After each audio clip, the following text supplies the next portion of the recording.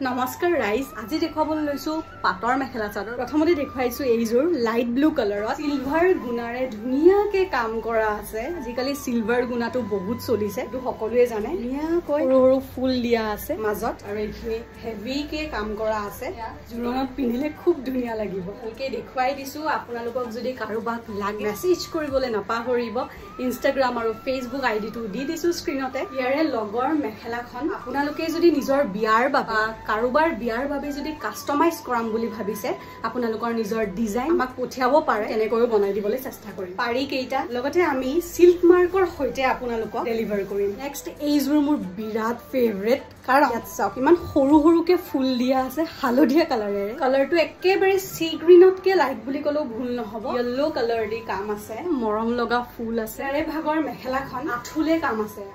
লগতে এইটো blouse piece ভাল লাগিছে নাই জনাবচোন কমেন্ট এটা কৰি